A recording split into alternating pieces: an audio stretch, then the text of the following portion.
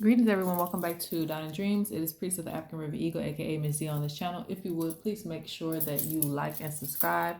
Comment down below which one you chose. I love to read the comments. If you would like to book a reading with me, please go to DonnaDreams.com. That's also where you can purchase products from me. I believe that's pretty much it for announcements today. We're going to be doing a quick pick a card reading on how to reactivate your gifts. So I'm more so focusing on spiritual gifts. You can apply it in other areas, but this is more so a reading focused on how to reactivate your gifts. All right. So pile selections are pile 1, pile 2, pile 3. Just pick a number, or you can pick whichever pile you feel draws you in. Pile 1, pile 2, or pile 3. Let's go ahead and get started. Okay, so for pile 1, let's see how the spirits are instructing you to reactivate your gifts.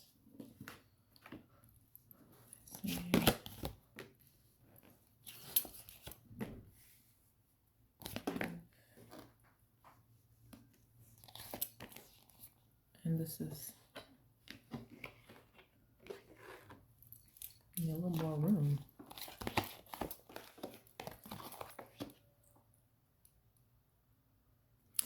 Well, pile 1, your gifts are pretty much already active. And I know this is about reactivation, but I have to just tell you what I see because you have the oracle. And as you can see, the eye above the oracle, the third eye is open. All eyes are open. So it says about, I might see the living, the dead, the past, present, and the future. So you have visions, dreams, and many spirit encounters. So it's not that your gifts necessarily need reactivation, meaning like they've been asleep. It's more like for some of you, there's a lot of things going on in your personal life because it talks about the scales of life. It must be balanced for you to carry. So when something is tipping over too much in your life, it kind of like pulls you away from your gifts, or you trusting your instincts. You might go more into a space of doubt because of all the other stuff, the things in the world weighing you down. So one of the important things for you is to focus on stability in your life. Because when you don't feel stable, your spirituality can lack. When you're going through, like basic human things of the world, like human nature, which is like heartache, anything that financial issues, when all of those things are consuming your mind, it can take away from your spiritual gifts. So in that way, I guess your third eye goes to sleep. In that way, it goes into a dormant state. But for the most part, your gifts are active. It's just that you may have other things that try to get in the way of you trusting your instincts and your intuition. And a lot of times you still do spiritual work even when you are being consumed in your regular life. This means that because some of you could work regular jobs but still do healing work. Some of you may have, like I said, a lot of personal things going on in your life, but you're still doing healing work. So I see a lot of drained energy. So when it comes to reactivation, or when it comes to feeling, like your gifts are like back up to par, let's just put it that way, like you're at 100%, what's going to help that is more spiritual regalia. And your regalia doesn't have to always be, and includes that too. Of course, it includes, certain items that will help to keep your energy high. So it could be jewelry. It can be like, a sacred text. It can be a staff. It can be a ring. It can be many things, but it can also be the colors. So I'm also paying attention to that, the colors that you wear. Some of you may need to wear white. Some of you may need to wear a certain color. White is not the only color that's spiritual, guys. Some colors, go in with our spirit guide, the one that crowns our head and things of that nature. So that can also help to keep you in alignment, keep your energy more balanced, and keep your gifts active and open. Because a lot of, the things that we wear can protect us from absorbing too much energy. And also in this, it says recharge all that is sacred, which is you, okay? It can be you and also your, like I said, your spiritual regalia too. So charging up your spiritual regalia is important to keeping your gifts active. and charging yourself up, being able to take a break and recharge, and then your gifts just come right back on like a light. So like I said, it's not about so much as your gifts being dormant for years and years and years. Your gifts are very active and you know a lot of things. You are a seer. So, that's not really the problem. It's just that, like I said, when you go through your day to day and you absorb a lot of things and you have a lot of stress going on, if your finances aren't right, if other things are going on in your foundation, that kind of takes you away from your spiritual life. Therefore, you're not relying on your gifts as heavy. You're more in your logical mind. So in order to straighten that out, again, wearing protection, but also taking a break and recharging. I'm also seeing some of you, if you don't have this already, you need to build like a little temple. If you already have an altar or a temple, you may, because this still points to you having something additional. So it could be something that you're going to build like outside, or maybe you have a sacred spot outside that you will recharge, that you will connect, and things like that. So something about getting back in nature, and it will be connecting to a certain spot that will enhance you, also recharge you. This could be in the water. It can also be on land. It could be either or. And if you don't have an altar at all, you will need to build something, because a beaver is going to build. So this is building a sacred spot to connect to your spirits. And this is also a place that you will recharge all of your, psychic gifts and things of that nature. The last message I want to give is that a lot of you, I don't know if you guys avoid mediumship. Some of you may not, but mediumship is heavy in this pile. So if you already do mediumship, then you can just ignore this message. But if you don't, mediumship is something that you could be really skilled at. And I think it takes a lot of energy to do this. So you want to make sure that you're charged up for it. I'm also seeing like, regular life and spiritual life, a person who carries both. But again, it must be balanced for you to carry. So you always have to make sure that you're good before stepping into either space. But all right, that's it for pile 1. Let's go to pile 2.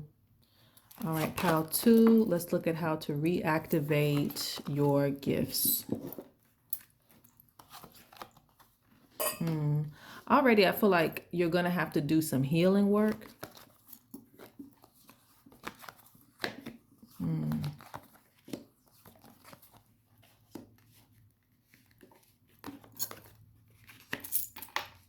So a lot of you could have been in certain situations where you might have felt abandoned by spirit.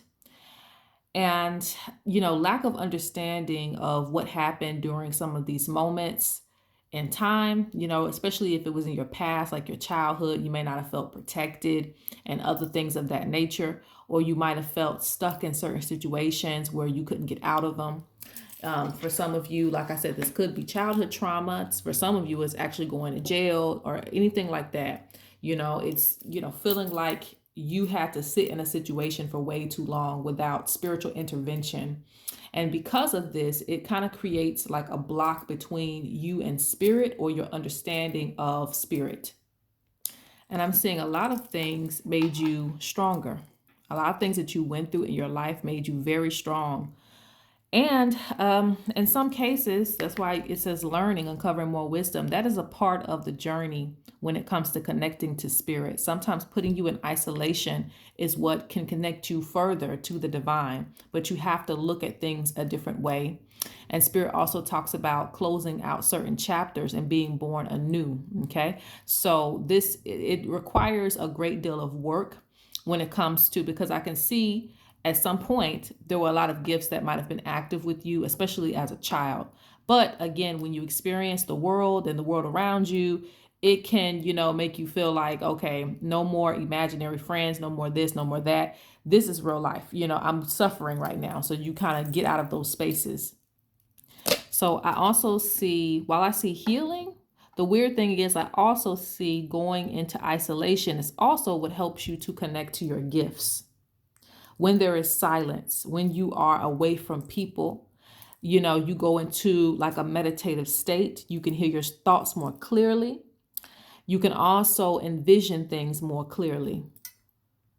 This pile, you will also have to kind of abandon what people think of you and how you feel like you need to be perceived by people. This will also help to reactivate your gifts because, if you're constantly in spaces where you feel like you have to kind of, be a part of the status quo and blending in with other people, it keeps you away from fully aligning with your true self.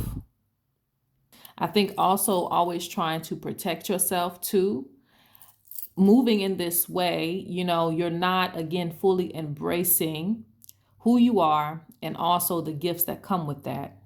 So in this pile, it feels like more suppression of your gifts, but more gifts would actually come out if you fully just kind of be yourself and do the things that you have to do for yourself spiritually. Pile 2, you will go through like a second awakening as well. That's going to wake up a lot of your gifts. Okay. So it's like a rebirth that's going to happen for pile 2, but it's going to wake up a lot of your gifts. The main thing that I'm getting is like hearing spirit, hearing the creator. So you have, I don't, is it clear audience? I don't like to get into the titles of gifts because it reigns different for everybody. Some people hear people in their head. Some people just have an inner knowing of something, but it's surrounding hearing that's going to really activate for you. And a lot of your gifts to me also connect to, again, having an imaginative mind. So there are visions here too. But I also feel like you can hear. Also, a lot of your gifts are connected to your heritage. So it's not just reactivating gifts that you've already had, it's also reactivating gifts through the bloodline that nobody has had, for a long time. So through your research and through your uncovering of your ancestors, they're going to reactivate gifts that have been asleep for generations and generations and generations. So this is not just with you. It goes way back and they're going to bring it into you through you researching your heritage and getting to know yourself. This will also come with blessings. There's a lot of blessings in this pile. There might have been a lot of suffering, but there's also going to be a lot of blessings that come as well in that balance. Last thing I'm going to say, this pile, you have to kind of walk in faith that everything happens for a reason. And as you go into this next phase or this rebirth, don't question why you were chosen or why you had to experience certain things, because all of it's going to be revealed to you soon. Okay. All right, let's go to pile 3. All right, pile 3, let's look at how you need to reactivate your gifts.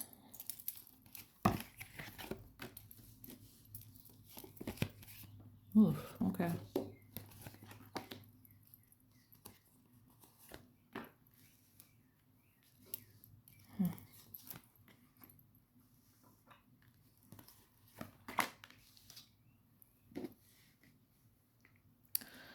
All right. Well, one of the first thing I'm seeing is you cannot be afraid of the channeling. All right. Because a lot of you are able to channel spirits to come forward and channel spirits through you as well too. So some of you, people call it possession, but I say mounting because that word is very Hollywood, that people have used it nowadays. But getting mounted by spirit, going into a trance, and maybe speaking different languages and things like that. That is a powerful gift that you actually have, and it's probably been in your ancestry for a while. So, but you might suppress again that type of gift for fear of what it brings, and very rightfully so. But that is something that can be reactivated, and it can be reactivated through like music, and also like through meditation is one thing, but a lot of times it comes through music and dance and things of that nature, or being very open to receiving. So it depends on you, because some of these gifts are so powerful that you have to be very grounded in order to receive them, or else you could go into like, spiritual psychosis and freaking out and things like that. So maybe things have happened slowly for your reactivation for a reason. And I'm also seeing you guys are often misunderstood.